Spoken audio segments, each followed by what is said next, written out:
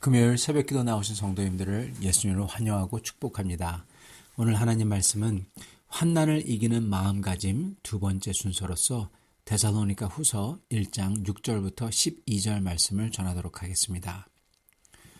너희로 환난을 받게 하는 자들에게는 환난으로 갚으시고 환난을 받는 너희에게는 우리와 함께 안식으로 갚으시는 것이 하나님의 공이시니 주 예수께서 자기의 능력의 천사들과 함께 하늘로부터 불꽃 가운데 나타나실 때 하나님을 모르는 자들과 우리 주 예수의 복음에 복종하지 않는 자들에게 형벌을 내리시리니 이런 자들은 주의 얼굴과 그의 힘의 영광을 떠나 영원한 멸망의 형벌을 받으리로다. 그날에 그가 강림하사 그의 성도들에게서 영광을 받으시고 모든 믿는 자들에게서 놀랍게 여김을 얻으시리니 이는 우리의 증거가 너희에게 믿어졌음이라. 이러므로 우리도 항상 너희를 위해서 기도함은 우리 하나님이 너희를 그 부르심에 합당한 자로 여기시고 모든 선을 기뻐함과 믿음의 역사를 능력으로 이루게 하시고 우리 하나님과 주 예수 그리스도의 은혜대로 우리 주 예수의 이름이 너희 가운데서 영광을 받으시고 너희도 그 안에서 영광을 받게 하려 함이라. 아멘. 어제 새벽에는 이 환난을 이기는 마음가짐에 대해서 첫 번째 말씀을 전했고 오늘은 환난을 이기는 마음가짐 그 두 번째 말씀을 전하고자 합니다. 저에게 환난, 극심한 어려운 상황이 올 때 저희는 두려움과 걱정으로 인해서 정상적으로 해야 할 것마저도 못하는 마비가 되는 그러한 공황 상태가 오기도 합니다.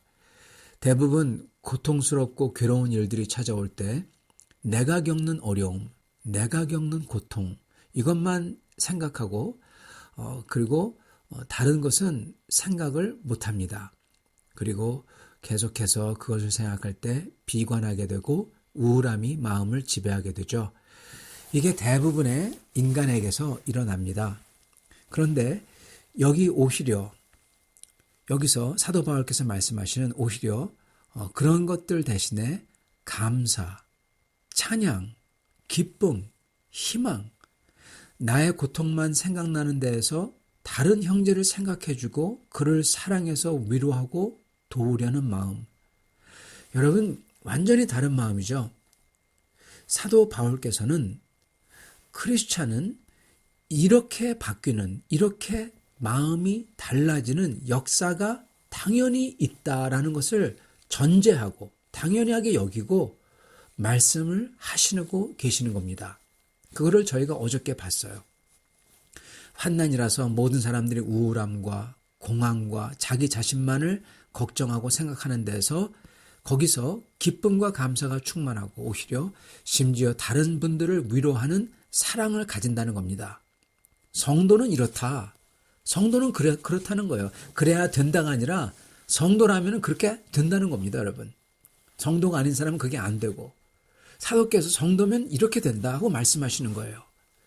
이게 과연 어떻게 가능할까 하고 생각하신다면, 네, 이게 가능할 뿐만 아니라 이런 일들이 실제로 핍박받았던 교회의 역사 속에서 수많이 일어났던 났던 것입니다. 이게 사실입니다. 이게 어떻게 해서, 어떻게 하여서, 어떠한 과정을 거쳐서 이게 일어나는지 어제 새벽에 같이 봤습니다. 정말 중요했던 말씀이죠. 혹시 이걸 모르신다면 다시금 어제 새벽 말씀을 보시기를 권해드립니다.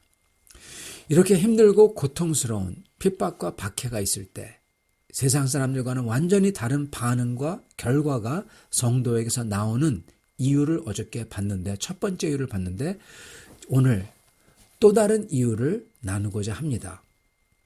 두 가지 이유인데 특히 두 번째 이유를 저희가 집중하고자 합니다. 첫 번째 이유는 이겁니다. 저희의 속이 완전히 바뀌었기 때문이라고 했습니다. 이거를 거듭난다고 한다고 했죠. 세상을 보고 느끼는 눈과 마음이 완전히 달라진 거예요. 이 세상의 인간들과 완전히 달라졌다는 거라는 겁니다. 왜냐하면 예수님을 믿기 때문에 우리 마음속에 예수님의 똑같은 마음, 예수님의 영이죠. 그거를 성령이라고 합니다. 하나님의 영이며 예수님의 영, 성령께서 바꿔주셨으니까 그렇습니다. 우리는 세상 사람에서, 세상 인간에서 하나님 나라 사람으로 바뀐 겁니다. 우리 속이 다 바뀌었어요. 바뀌었으니까 다르게 보이고 바뀌었으니까 다르게 반응한다는 겁니다, 여러분. 그렇기 때문에 다르게 보이고 다르게 반응하는 게 진짜로 거듭난 거의 증거죠. 자, 그리고 두 번째로 이 세상 인간들과 다른 반응과 결과가 성도에게서 나오는 이유가 또 있습니다. 두 번째 이유입니다.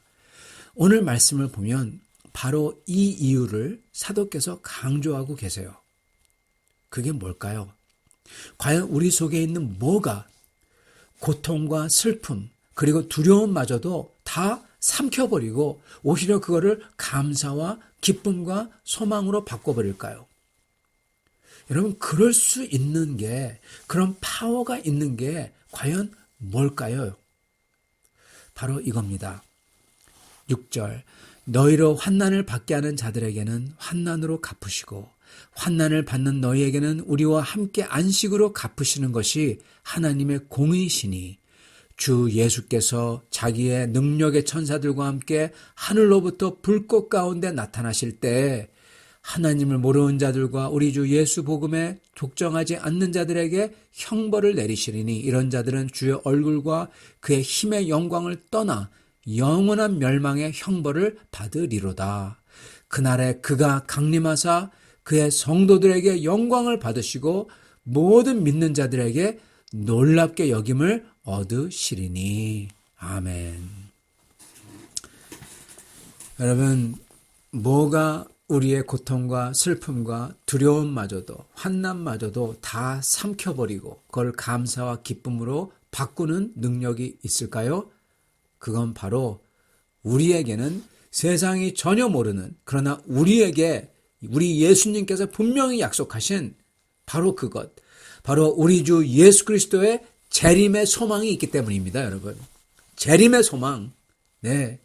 하늘로부터 자기의 능력의 천사들과 함께 불꽃 가운데 나타나셔서 하나님을 모르는 자들과 그리고 핍박하는 사람들을 형벌을 내리시고 그리고 우리에게는 영광을 취하시고 영광을 주신다는 그 놀라운 재림의 소망이 있기 때문에 그렇습니다. 그거는 모든 것을, 두려움과 우울함과 모든 것을 다 삼켜버리는 능력이 있어요. 왜요? 그게 더 크거든요. 여러분, 우리 주 예수 그리스도의 재림의 소망이기 때문에 핍박에도 불구하고 두려움 대신에 담대함이 있어요. 그 모든 것을 다 내려놨음에도 불구하고 우울함 대신에 감사와 찬양이 있고요. 절망 대신에 기쁨과 소망이 있습니다. 그 이유가 뭐냐? 바로 우리에게는 예수님의 재림이 있기 때문에 그렇습니다. 그 소망이 있어요. 그리고 그 소망은 또한 억울한 자들에게는 공의로서 악한 자들을 보응하시고 그리고 핍박받는 자들에게는 그들을 일으키시는 완전한 회복, 그리고 그 모든 고난을, 여태까지 봐왔던 모든 고통을 그 몇 년이건 간에 그거를 모두 다 갚아버리는 영원의 영광으로, 영원토록 지속되는 기쁨과 영광으로 갚아버리는 여러분 그 보응이 있기 때문에 그렇습니다. 그 모든 고난을 갚고도 영원히 남을 기쁨의 소망인 겁니다. 재림의 소망. 이게 바로 저희가 기뻐하고 감사하는 환난 가운데에서도 그 모든 두려움과 절망을 다 삼켜버리는 능력이 여기 있는 것입니다. 이 소망이 바로 능력이에요. 여러분, 재림은 단순히 주님이 다시 오신다 이게 아닙니다.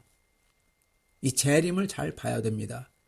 우리 주님께서는 핍박 받으시고 박해 받으셨어요. 그래서 십자가에서 죽으셨습니다. 그럼으로써 세상의 죄를 멸하셨고요. 부활하셨어요. 그럼으로써 굳게 닫혔던 죽음의 문을 여셨고, 그리고 이제 바로 그렇게 핍박과 박해 받으셨던 우리 주님께서 다시금 이 세상에 왕으로 오신다는 거예요.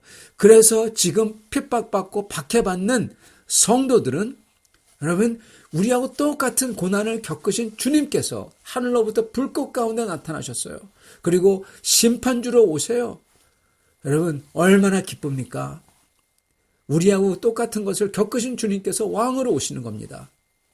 이거는 우리를 핍박하는 자들에게는 멸망의 사인이고, 그리고 이렇게 핍박받고 박해받던 성도들에게는 주님의 능력으로 다시 오심이, 핍박받았던 주님이 능력으로 다시 오심이 그들의 기쁨이고 보응이고 그리고 소망인 것입니다.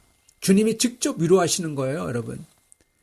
이거는 주님과 같이 한 진짜 성도들, 즉 주님이 그렇게 십자가에서 고난을 당하셨듯이 그들도 믿음 때문에 핍박받던 성도들이 받는 말할 수 없는 영광이라는 것입니다.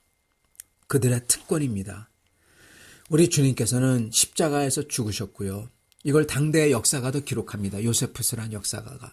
그리고 또한 우리 주님은 빈 무덤에서 걸어 나오셨고요. 그리고 이거를 제자들이 다 받고 그리고 500명이 동시에 똑같은 시간에 받습니다. 즉 증인들이, 지울 수 없는 증인들이 있습니다. 역사적이라는 겁니다. 이 모든 게 사실이라는 거예요. 십자가의 처형이 사실이고 그리고 부활이 사실이라면, 그렇다면 주님께서 약속하신 우리 주님께서 불꽃 가운데 천사들과 함께 강림하셔서 세상을 심판하심도 그리고 성도들을 보응하심도 사실이라는 것입니다. 이게 바로 우리의 소망입니다. 이 소망이 그러므로 우리를 절대로 실망치 않을 거예요.